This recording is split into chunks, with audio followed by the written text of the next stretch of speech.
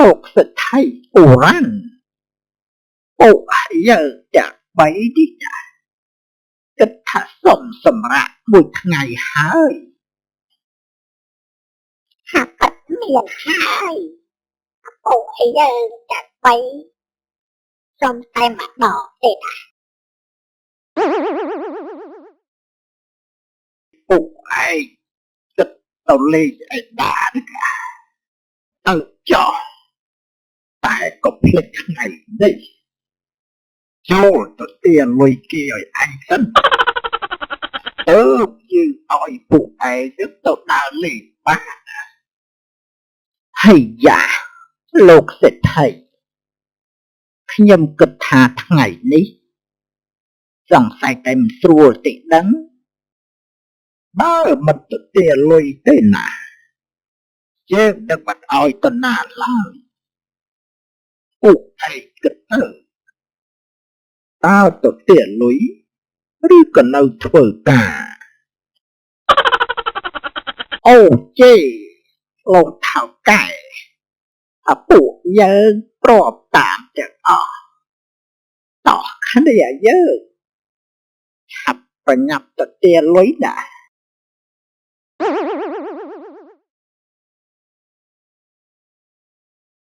ហើយយ៉ពួកអស់នេះវិញថ្ងៃមួយថ្ងៃគិតតែដើរលេងខ្ពៀតដូចអញសោះរកតែពេលផឹកកាហ្វេក៏មិនបានដែរ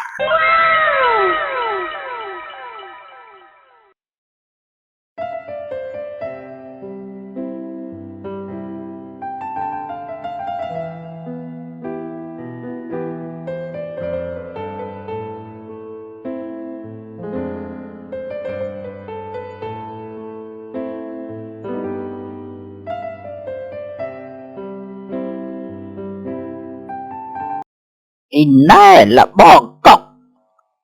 នៅផ្ទះអត់ដឹងលោកចៅវាយឲ្យមកយកលុយណាហ្នឹងណែละបងគាត់យើងសង្ស័យតែគាត់មិននៅផ្ទះទេដឹងយើងក៏សង្ស័យដែរណាយាយសក់ប៉ះអើយ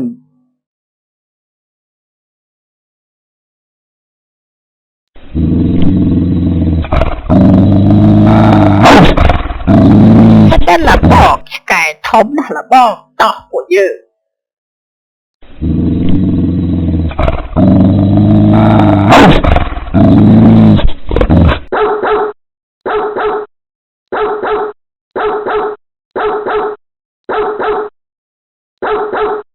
ជួយផងឆ្កែដាច់ខាំហើយ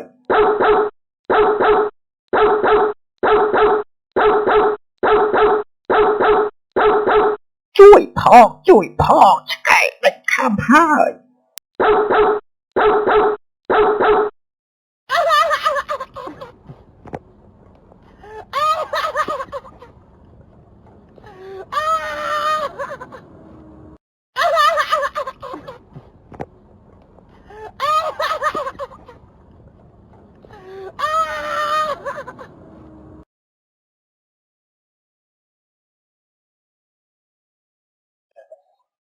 ណែละបងកំពុងតែសើចអីហ្នឹងមកជាសប្បាយចិត្តដល់ហើយគឺយើងកំពុងតែសើចអា3ក្បាលនោះណាគឺឆ្កែកំពុងតែដេញខាំឃើញគេមានទុកខ្លួនឯងសប្បាយមិនខ្លាចបាបចេះ